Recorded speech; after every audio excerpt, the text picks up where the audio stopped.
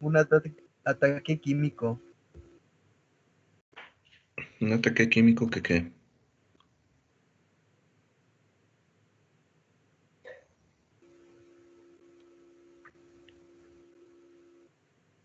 Que anodiza el metal. Así dice, anodiza. ¿Qué es eso de anodizar? O sea que le quita electrones. Ok, ¿y eso qué va a causar o qué genera? Deterioros en las piezas. ¿Deterioros en las piezas? ¿A qué te refieres con deterioros?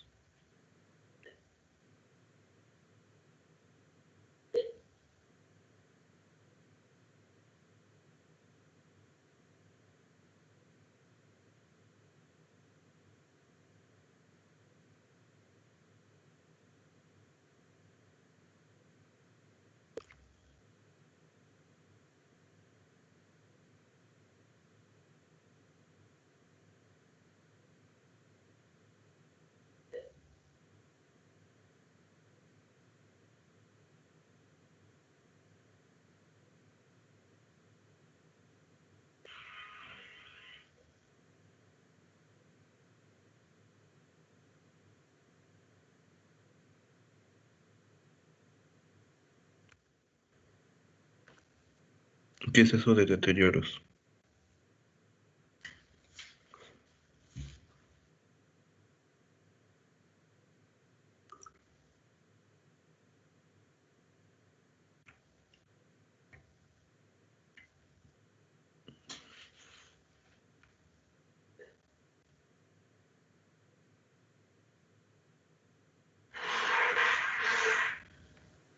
Sería como un desgaste, profe, de la pieza, en este caso del metal.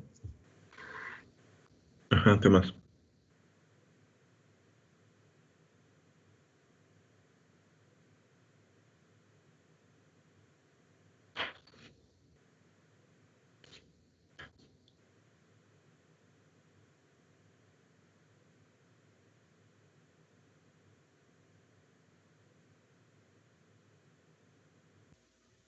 Disminuye sus propiedades. No es que las disminuya, las cambia. Al, al transferir electrones de un material a otro, o de un elemento a otro, el material que pierde o gana cambia sus propiedades físicas, ¿ok? No es el material original. A ese cambio de propiedades también se le cambian sus características físicas y mecánicas, ¿ok? Eso químicos da como resultado lo que conocemos como corrosión. Y esa corrosión se reflejada o se muestra a través de diferentes características que podemos analizar o darnos cuenta de que existe corrosión en ese punto o en ese componente. ¿Ok? La corrosión va a afectar tanto superficialmente como internamente las características de ese elemento. ¿Ok? Lo, lo más preocupante o lo peor es que esas características lo que hace, bueno, las características que afectan es que cambia sus propiedades mecánicas, que son las que queremos aprovechar al máximo y las que la estructura de una aeronave. Okay. Un tipo de corrosión es el diagnóstico directo. ¿Qué características tiene ese tipo de corrosión?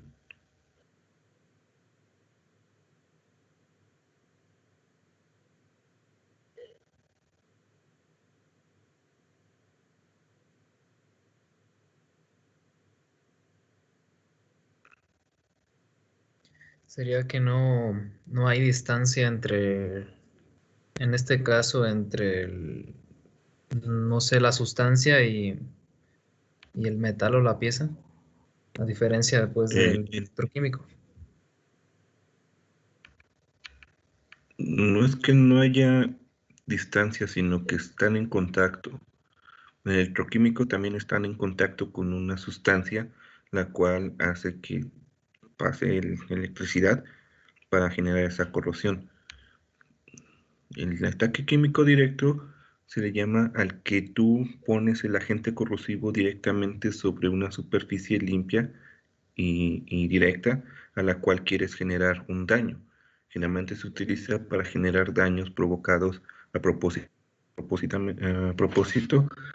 para generar un desgaste, un desbaste en una pieza hasta un cierto punto. Sobre el ataque electroquímico, ¿qué dice?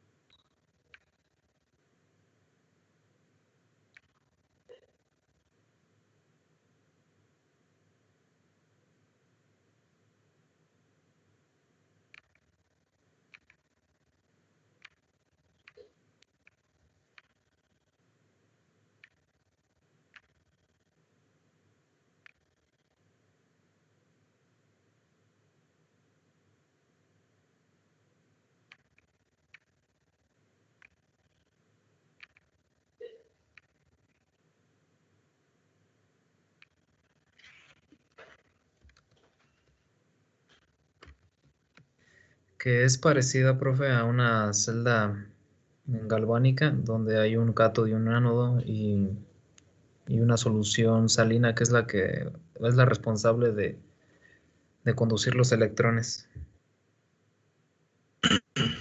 Sí. Ok. Eso básicamente bajo condiciones de laboratorio, ¿ok? Donde aprovechamos para tener un control del flujo de electrones y transferir propiedades o cambiar las propiedades de un metal, como podría ser el cromado o poner un metal encima de otro a base de corrosión, quitarle propiedades a uno.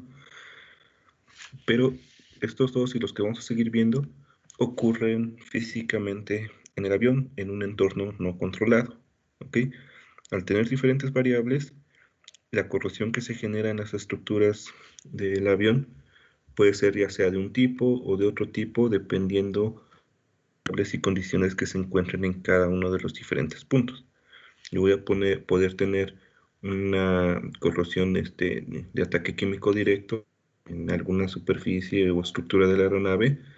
Por ejemplo, no sé, que una batería esté chorreando níquel o líquido o ácido y caiga directo sobre una superficie no protegida, o aunque tenga la protección de la pintura y el anticorrosivo, lo traspase y genere un ataque químico directo. Una electroquímica, cuando haya un fluido o algo el cual funcione como el conductor o el semiconductor por el cual pase una corriente eléctrica o un flujo de electrones y genere esa corrupción electrónica, ¿ok? Perdón, eléctrica. Dependiendo del tipo de corrosión, vamos a poderla localizar o encontrar de diferentes formas físicas y en diferentes partes de una parte o estructura. ¿Ok? La más común es la corrosión de superficie. ¿Qué características tiene esa corrosión?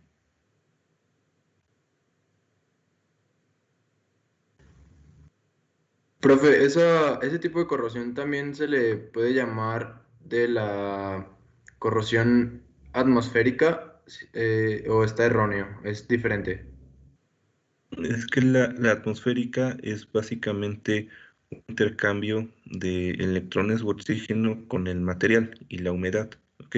Entonces, esa puede caer dependiendo, supongamos, un ejemplo de ataque químico directo con la atmósfera sobre un material completamente limpio, sin pintura, por ejemplo, los álabes de un motor.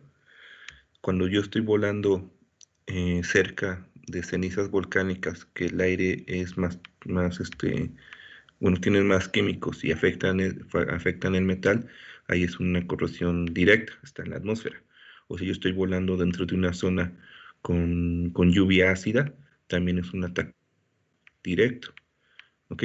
Pero generalmente el ataque electroquímico es cuando hay humedad que no está alterada o que no tiene más, y esa humedad genera esa transferencia de electrones del material, que es cuando se empieza a oxidar.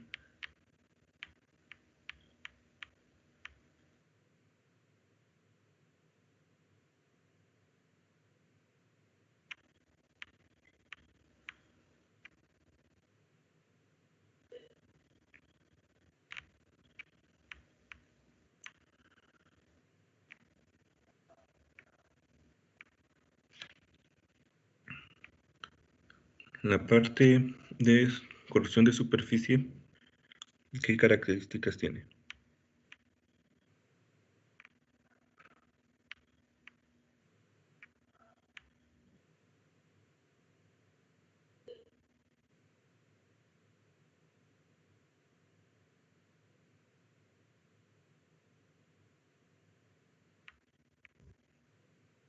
Bueno, ahí La en el... característica. Ah, pues vas. Ok, bueno, decía ahí en el texto que aparecía como picaduras o raspado de una superficie de un metal que iba acompañada por este polvo de como de corrosión, algo así decía. Es una especie de rugosidad o porosidad, la cual se detecta fácil con inspecciones visuales, ¿ok? Al aplicar una luz, la luz se refleja en la superficie del material en función de qué tan liso esté y el ángulo de incidencia. Al yo tener esa rugosidad o esas picaduras o esa discontinuidad en la superficie, es más fácil notar esos puntos o esas picaduras en esa superficie. Esos puntos o picaduras generalmente se dan por debajo de la capa de pintura y del primer, del anticorrosivo, dado que esa parte o la pintura al no tener materiales ferrosos metálicos, no sufre esa corrosión. ¿Ok? ¿Cómo es que la corrosión llega abajo de esa pintura? Desde antes del pintado se pulió, no se limpió bien la superficie y entonces se quedan restos de humedad, aire o cosas químicas abajo de la pintura que empiezan a trabajar conforme el tiempo y se genera esas picaduras debajo de la pintura aunque esté bien pintada. Otra es que no esté bien pintada y tenga orificios por donde ingrese aire de la atmósfera y genere esa corrosión. ¿Ok? Cuando eso pasa, que no está bien pintado y ingresa ese aire de la atmósfera, la corrosión pasa a la siguiente forma, donde se empiezan a generar como pequeños espaguetis y la pintura se empieza a inflar un poco, dando indicios de una corrosión superficial, pero por debajo de la pintura. Es la siguiente forma, que es la que dice filiform. ¿Ok? Esa de filiform nos va a dar una, en cuanto a los coatings, los recubrimientos de la pieza, de una especie de relieves raros, inflamiento de la pintura, generado por el proceso químico que está sucediendo por debajo de esta. Para tratar esto, básicamente es quitar esa pintura hasta el área donde se considere que ya no hay corrosión y empezar a analizar el daño total de esta corrosión. El daño total se genera o se analiza en función del SRM, donde te dice el máximo desgaste que puede tener esa pieza después de haber removido esa corrosión. Para remover la corrosión, básicamente, ¿qué se hace?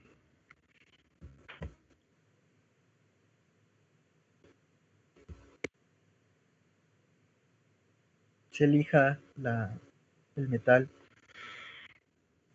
Sí, se desbasta, se le quita la parte superior, la primera capa, para que toda la parte donde estaba sufriendo ese proceso químico desaparezca y el metal quede puro nuevamente. Claro, desbastar superficie y material de esa pieza, obviamente esa pieza se empieza a desgastar, ¿ok? Ese desgaste cambia las propiedades mecánicas al hacer la pieza más delgada, que obviamente si es una viga muy gruesa, pues no tiene mucho efecto. Pero si es una pieza delgada e importante, sí tiene efecto, que es el que se tiene que medir a través de los palpadores o de los micrómetros para medir el espesor nuevo de la pieza y compararlo y ver si está dentro de las tolerancias del manual y se puede volver a utilizar. Ya dado que si queda fuera de tolerancias, pues hay que poner un nuevo. ¿Está ahí todo claro? Sí, profe. Luego, otro tipo de corrosión es la corrosión galvánica. ¿Cuándo se da esa?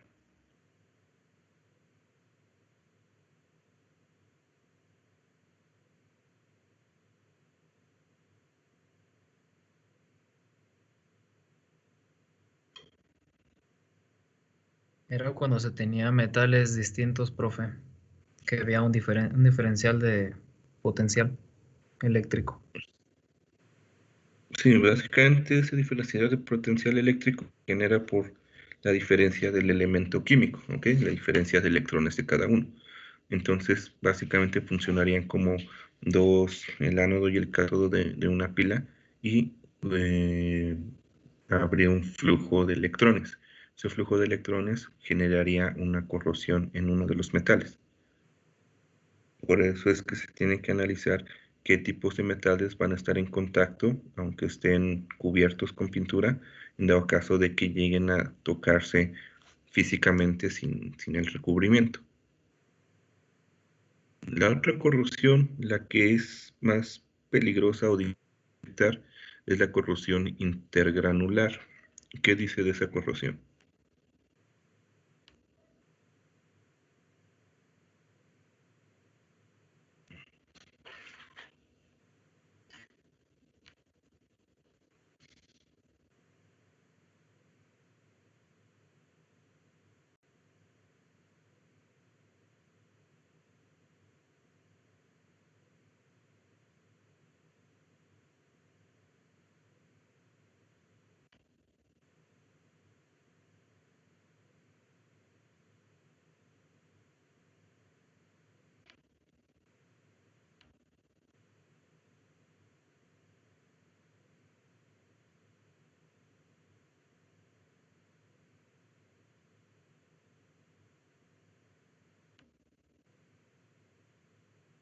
Bueno, de esa de la intergranular decía que por lo general se causaba por los tratamientos que se le daban al material, obviamente mal hechos, durante el proceso en el que lo hacían, que se hacían como que no estaba bien unido, no estaba uniforme.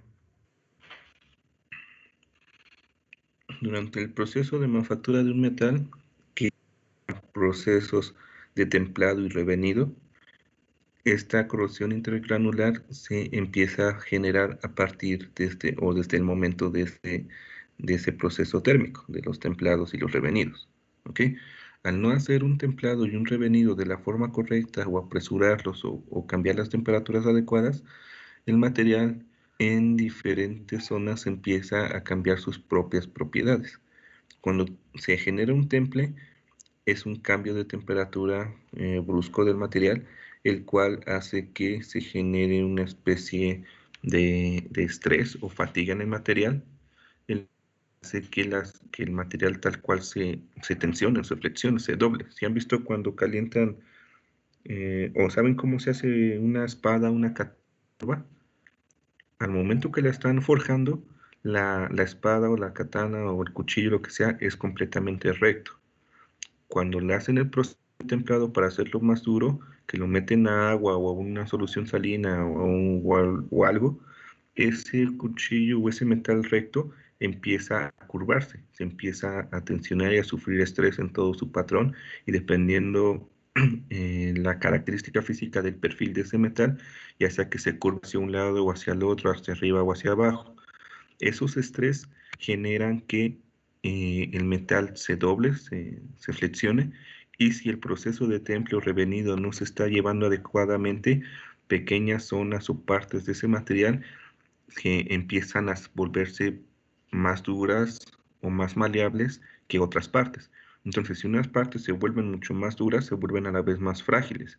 Y si yo continúo con el revenido y el templado, esas zonas frágiles al momento de aplicar un mayor estrés, ya sea tensión o flexión o cualquier otro esfuerzo, empiezan a generar cracks o grietas, cuales se quedan dentro del material y es lo que provoca esa corrosión intergranular, cuando pequeñas partes o zonas de ese material no quedan bien homogéneas al resto y quedan pequeños espacios donde se empieza a generar corrosión interna.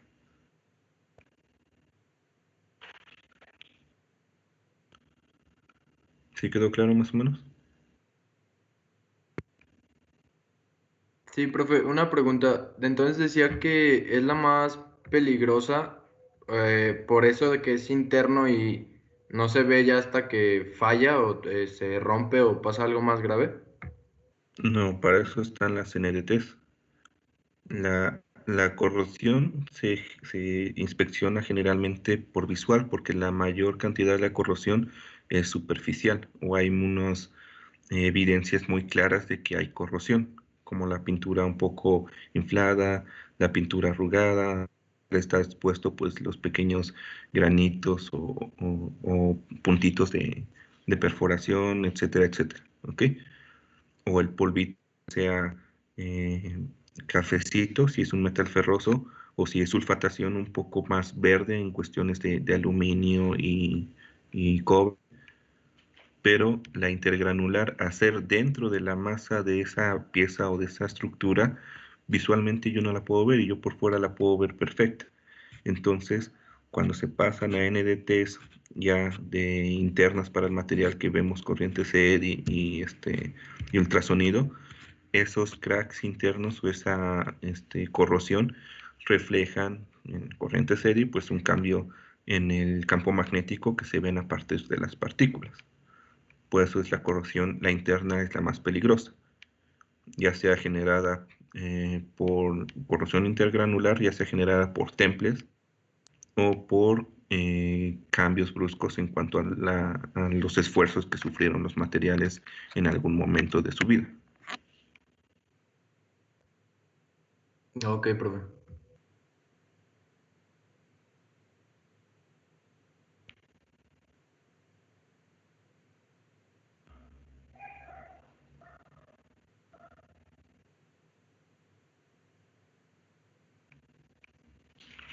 Ok. Dependiendo del tipo de material, vamos a tener diferentes efectos de la corrosión en él, ¿ok? En el archivo que les dejé leer, en el capítulo 10, creo era, hay una página donde hay una tabla que les dice el tipo de aleación o material, el tipo de corrosión a la cual es susceptible, si es superficial, si es intergranular, si es por galvánica o de film form, etcétera. Dependiendo del material, el tipo a la corrosión a la cual es susceptible y cómo se podría reflejar o hacer visible para nosotros detectarla. ¿Ok? ¿Ya la encontraron?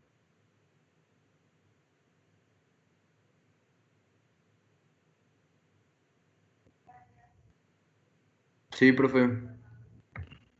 Ok. Lo que nos importa aquí es la parte, bueno, ahorita del aluminio, porque aún toda la mayor parte del avión es aluminio, el tipo de corrosión a la cual es susceptible y cómo apareció, cómo me doy cuenta de detectarla fácilmente con una inspección visual. ¿Ok? Estas cuestiones de aluminio o estructuras de aluminio, al ser las más utilizadas actualmente aún, son las más susceptibles a esta corrosión y esta corrosión se debe de evitar o proteger desde el momento de la manufactura y ensamble de los componentes, ¿sí?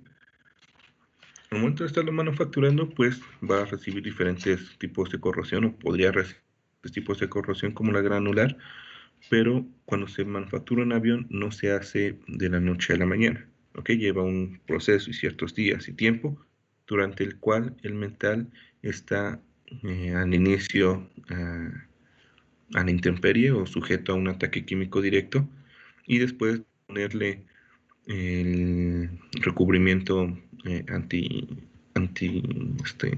corrosión y la pintura. Aún así, al estar manipulando y uniendo con más ensambles o más estructuras, puede haber un pequeño golpe, o al momento de ensamblar partes, el torqueado de ciertas partes con recubrimiento ya de pintura, al momento de que generan una presión, puede que se genere un pequeño torcimiento o una pequeña marca. Esa marca entre los dos metales, o esa presión entre los dos metales, hace que la pintura o el recubrimiento anticorrosivo se talle o se mueva, ¿ok? Hagan de cuenta cuando ustedes imagínense que pintan un tornillo con pintura normal y le ponen la tuerca.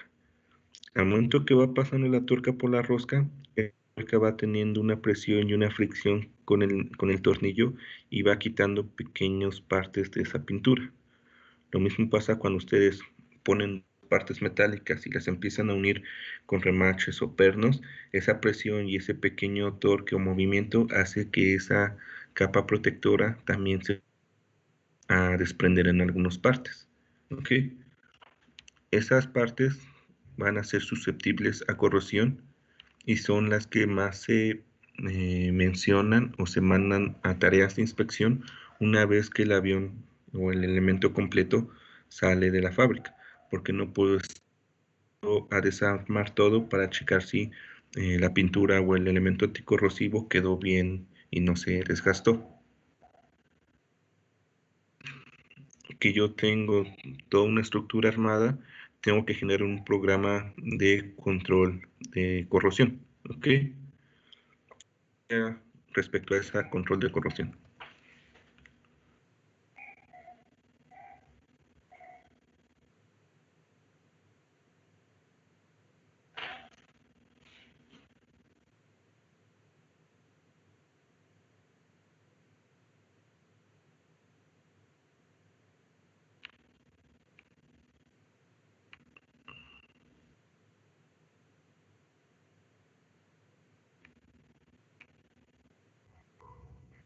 De esa parte decía que casi cualquier recubrimiento con el que se pudiera crear una especie de barrera entre la humedad y la pieza, pues iba a ayudar a prevenir la corrosión, como ya lo mencionaba, de las pinturas o aceites o líquidos que protejan al metal como tal, que eso iba a proporcionar una efectiva barrera contra la humedad. Sí, aquí la palabra clave es aislar, ¿ok? Aislar el metal directamente de la atmósfera, ¿ok? No tenga contacto con el aire de la atmósfera. El aire de la atmósfera pues es el que tiene la humedad, y el aire también tiene otros químicos, que es lo que empieza a generar la corrosión. ¿Cómo evito que ese aire entre en contacto con el metal? A través de una capa protectora. Esa capa protectora la conocemos generalmente en forma de una pintura, ¿ok? Algo físico que repela el aire de la atmósfera, pero muchas veces no es suficiente. Yo tengo que poner una capa de algún otro material que sea aún más gruesa y más resistente, o que sea más efectiva para prevenir que el aire de la atmósfera entre en contacto con el material, pero que al mismo tiempo ese mismo componente o esa misma capa no sea corrosiva para el ¿ok? Un ejemplo claro está en el hangar de la escuela. Si se dan cuenta, dentro del hangar hace mucho calor y generalmente la humedad es muy alta, ¿ok? ¿Sí se acuerdan de eso? Esas características hacen que cualquier metal empiece a sufrir corrosión muy rápidamente. Si han visto las partes de metal que están tiradas ahí en la esquina del hangar, que ya están todas oxidadas, o la parte de aluminio todo corroído, ¿no? ¿Sí lo llegaron a ver? Sí, profe. Y llegaron a utilizar unas ciertas o cualquier herramienta del hangar. A diferencia de esos materiales, generalmente las herramientas que se les prestan en el hangar no tienen ese nivel de corrosión por dos factores. ¿Cuáles son esos dos factores? Uno puede ser que no están pues como a la intemperie, ¿no? No están ahí tiradas. No, bueno, aunque estén adentro de las cajas rojas, esas cajas rojas no son herméticas, pueden entrar, ¿no? Están en contacto con el aire.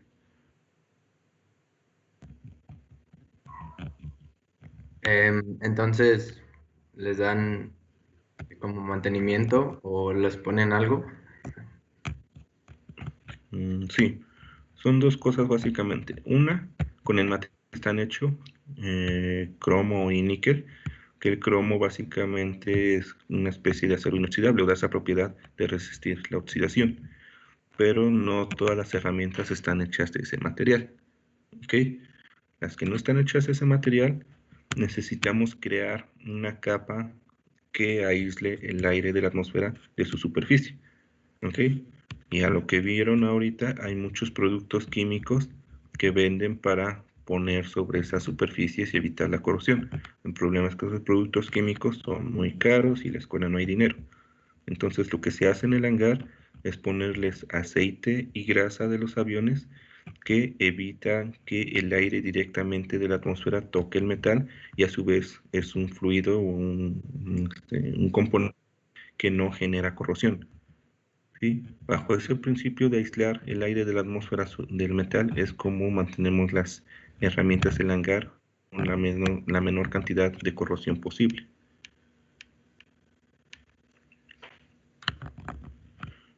Aún así, la corrosión nunca se va a poder evitar y siempre va a ocurrir y va a estar presente. Lo único que se puede hacer es tratar de que sea lo menos común o lo menos grave posible a través de un tipo de programa de prevención o acciones preventivas para que esto no se genere.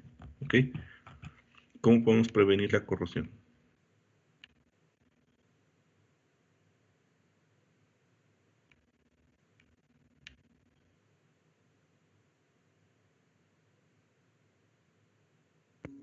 Llevando a cabo inspecciones constantes. ¿Sí? Y bueno, también mantener limpia la zona o libre, pues en este caso, de humedad. Ah,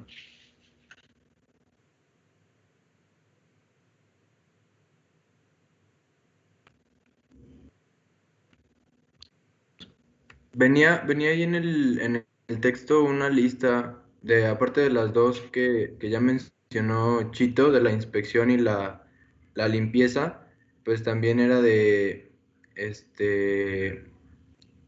dar un tratamiento rápido de la corrosión a la que se pudiera y retocar las áreas de pintura que también estuvieran dañadas. En los orificios de drenaje, pues que estuvieran libres de obstrucciones. En las aeronaves, usar las cubiertas protectoras en las que estuvieran estacionadas. Y creo que ya. sí, básicamente es tratar de que el avión esté lo menos posible a la intemperie con la atmósfera, que es imposible, a través de quitando o limpiando la aeronave, que no se le acumule suciedad, manteniendo y salidas y entradas de cosas y aire, fluidos, etcétera, siempre limpios para que fluyan y no se estanquen, cubrir lo más posible las áreas que no tienen ese tratamiento anticorrosivo, como generalmente son todas las partes de los motores y sistemas de presión y velocidad de la aeronave, ponerlo en un lugar donde no le dé el sol para evitar la aceleración de corrosión, etcétera, etcétera. ¿Ok?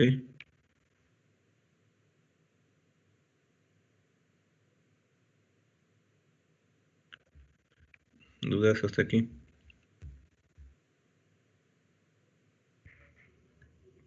Profe, entonces en los motores, las tapas que se le ponen en la parte del frente, ¿Con eso es con lo único que se protege el motor?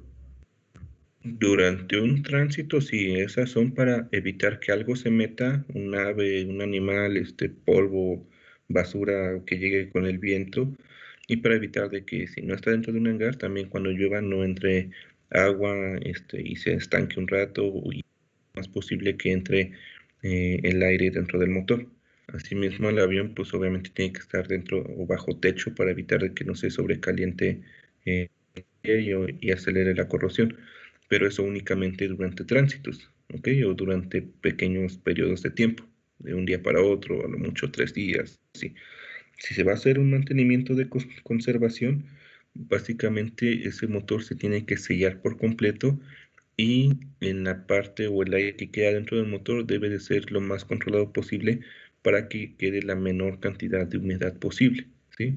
Sus mantenimientos de conservación es cuando el motor o el avión completo no se va a volar durante un largo periodo de tiempo, 3, 4, 5 meses, y que los materiales se conserven y se preserven lo mejor posible para evitar que cuando se vuelva a poner en funcionamiento se tengan que invertir mucho, mucho dinero en restauración de componentes.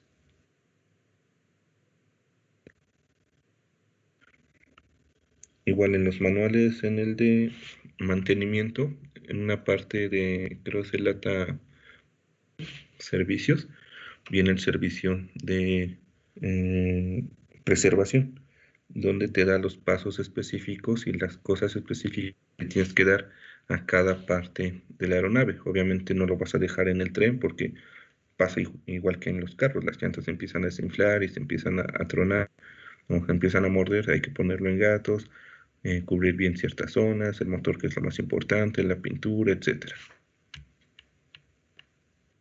El problema es que no tenemos los recursos en la escuela para hacer eso con nuestros aviones, por eso cada vez están más y más corroídos.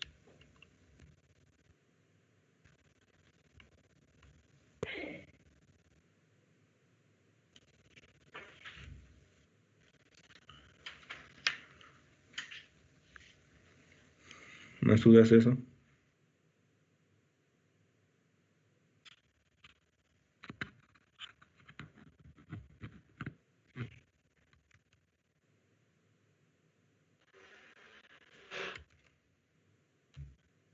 No, profe.